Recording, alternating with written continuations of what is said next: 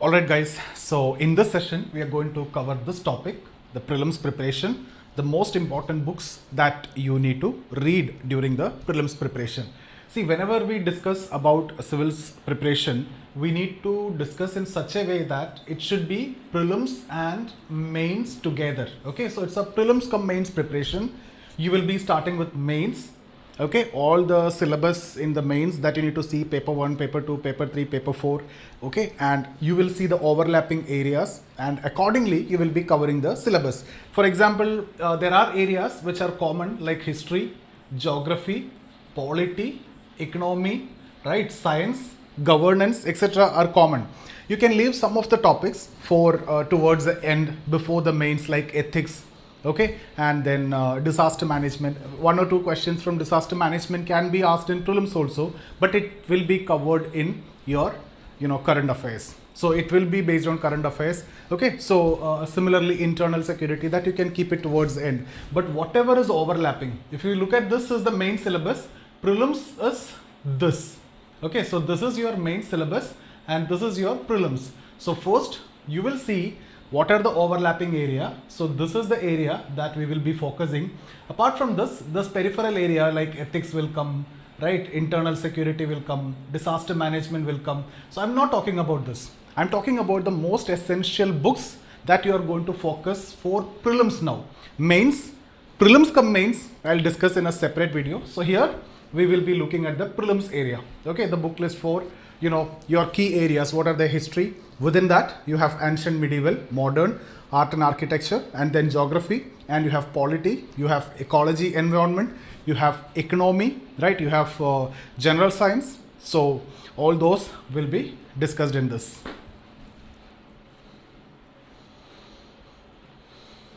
All right, so modern India, the one which you can have, or the one which comprehensively cover modern India, that you can say is spectrum. Okay, so you can go with this. Even for prelims and mains, this will be helpful. Okay, apart from that, yeah, it's crucial for prelims and mains, and other areas also. Modern history will support you, how the history is evolved and everything you can understand. Even in this socio-religious reform movements and everything is there in this textbook in detail, so you can go through how education have shaped up, and everything is covered. Actually, it will in fact build a foundation for the other subject also. Okay, see, there are other options. You can go with NCERTs. Okay, old NCERTs will do, or you can go with Bipin Chandra, Struggle for Independence. Okay, when it comes to post-independence and world history and other things I'm not mentioning here, which we will be discussing during the mains preparation time. So here I'll be focusing on prelims. In fact, if you want to be very precise, even this will be fine. If you're able to understand everything, this will be fine. Okay. Apart from that, if you look at ancient India, you can go for R.S. Sharma. Please be very careful here that the old NCERT is what I'm looking at. Satish Chandra for medieval India, and that also you will be looking at the old NCERT. So mostly when I discuss about NCERTs, it is old NCERT, until and unless when I talk about maybe biology, or when I talk about ecology, that we will refer to new ICSE syllabus also. But here history is not going to be changed. So what's your best option is old NCERT. And then okay, so see, these are the essential, but again, if you give a weightage for within history is very important. So what I'll normally do is I'll divide history, geography, polity, economy, and then ecology, science, leave it. Okay, so I give almost equal weightage to all these. Out of this, for economy and polity, you give more weightage because that is required even for governance and everything. Okay, economy and polity, more weightage. See, there are times where they asked 40 questions from ecology, environment also. Okay, history, actually the number of questions are coming down. So anyway, you can give almost equal weightage, but some more weightage to polity and economy. That is going to help you a lot when it comes to essay and your interview, and again in writing aspect when it comes to mains. But again, you can consider all these are core subjects, fundamental subjects, give almost equal weightage. And then within history, we have ancient, we have modern, and we have medieval, right? Out of this, what I'll do is I'll give, let's say, 50% weightage to modern or 60% weightage to modern, and then let's say 25% to this, and then 15% to this. Like that. Medieval, hardly 1 or 2 questions. Art and architecture, maybe 6-7 questions you can get. Modern India, maybe you get around 8 to 10 questions. Depends again. Okay, so if overall they are asking, let's say 10 questions, again this could be the weightage, but there are times where they ask more questions from art and architecture. Okay, in fact they ask questions from medieval India also. There are a lot of areas from which they can ask questions from medieval India if they want to. But normally we won't give that much weightage to medieval compared to first priority is modern and then ancient. Okay, so when we discuss about modern, we are referring to the period from almost 1757 Battle of Plassey to 1947. 1757 Battle of Plassey, 1857, revolt, and then 1947. So that's the time that I am looking at. Okay, so this is about history. Modern India spectrum. Art and architecture, art and culture, if you look at, so introduction to Indian art, NCERT, that will be fine. And we need to focus more on previous year questions. Go to the question paper, see the areas from which they are asking questions like Buddhism, Jainism, whatever areas they are asking questions, pick up that topic and have an in-depth understanding of that topic. Okay, and okay, so again, within ancient also or within art and culture also, you can subdivide, see the questions which are asked, and most importantly towards the end, maximum questions you need to solve from the mock test. That will help you to remember. Sometimes you read the textbook but you won't be able to remember, but if you solve a question and then if you read the solution, if you made it correct, check whether you made it correct with the right assumptions and the knowledge you have.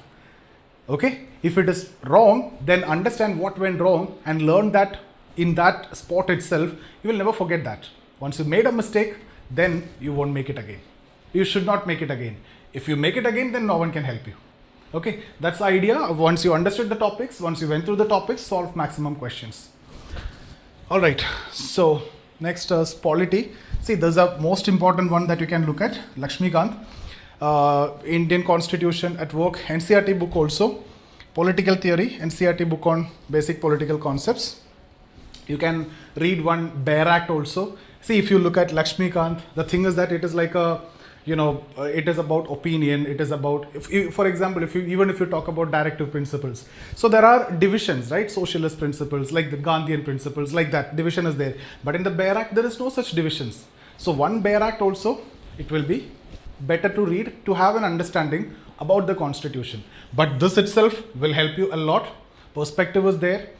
Division is there. Everything is very clearly given here. So it will be like a guide. So it will help you to understand things faster. That's why we follow Lakshmikant. Okay, and geography. See guys, geography, NCERT from 6 to 12 NCERT, if possible, try to do that. Try to cover 6 to 12. It's easy. 6 to 10 is very easy. And then 11, 12 also. Atlas, very important. Earlier days, they used to ask a lot of questions from Atlas. Atlas, map-based questions, river-based questions, etc. So that you can cover from Atlas, and Goching Leong also for the very clear concept. See, the same thing is there in NCERT very clearly. So if these two will almost overlap, but I just named it because this is again very famous or most essential book when it comes to geography for understanding the concepts, right? Okay. Now comes environment. Shankar IAS, that one is enough. Okay, so we will be looking at this. So from 2011, 12 onwards, I think everyone is following the same. So that's why, though there are many, updated materials and things are coming into the market, but this is the one which is tested and proved and everybody is using this. So I am referring to the same. Okay. Stay updated with of course, most of the environmental question will be connected to the current affairs. So see, in fact, polity also, if they are going to ask a question on comptroller and auditor general, so something should be there in the news related to that. That's the reason why they will be asking. If there is presidential election is going on, that is a current affair. So they will be picking a topic from president, right? So parliament election is going on. So based on that, they can ask you a question. So that's how even polity, whether economy or polity, except history, even history also can be connected in such a way. Okay. So how history can be connected? If there is a 100th anniversary, for example, you're going to write in 2025, was there any significant event during 1925 during the freedom struggle? So go for that. That's how. Okay. Again, newspaper, that is covered in the current affairs. Economy, see guys, economy, most important one is your class notes, the mentor that you have for economy. Understand things from the teacher. Without that, it is slightly difficult. And after that, what you need is current affair and economic survey. Economic survey is what you ultimately need, but the notes that you have from any one of your teacher with whom you have learned the basic concepts. If you have the basic concepts, then economic survey will do. But that is, mentorship was definitely required, at least when it comes to economy. If you want to do it your own, you can read +1, +2 NCERT. Okay, next is science and technology, guys. When it comes to science and technology, again, it's ultimately current affairs which matters, whatever current developments is coming. So again, I would refer to newspaper, the current affairs magazine. So anything related to current affairs, you should be getting it covered from the newspaper. Even if you're not reading it regularly, you can follow any current affair magazines from where you get all the updates, section wise, chapter wise, topic wise update. You'll get either Vision or any current affair magazine you can use, and you can cover that area. Okay, so now we have discussed the minimum resources which is required. For example, I have discussed only spectrum and only the NCERT for history. When it comes to geography, I have discussed about NCERT and Goching Leong. Polity, I have discussed only about Lakshmikant, but I can talk about many other books also, D.D. Basu, many other books I can discuss, but I have not mentioned that. The bare minimum, what you should be doing if you are a beginner. Okay, so that's what we have covered in this. These are the things that you have to, spectrum, one round at least you have to cover, then solving questions. And similarly, the medieval, Satish Chandra. Okay, so similarly, art and architecture, like that. These are basic books that you are supposed to cover. You cannot afford to miss this if you are seriously into this. Okay. Then you can see the interviews of toppers if you want to, and then get motivation and get the book list also, what they referred. Okay, so these are the main points that I wanted to discuss. That's it, guys. Thank you so much. That's about this particular topic.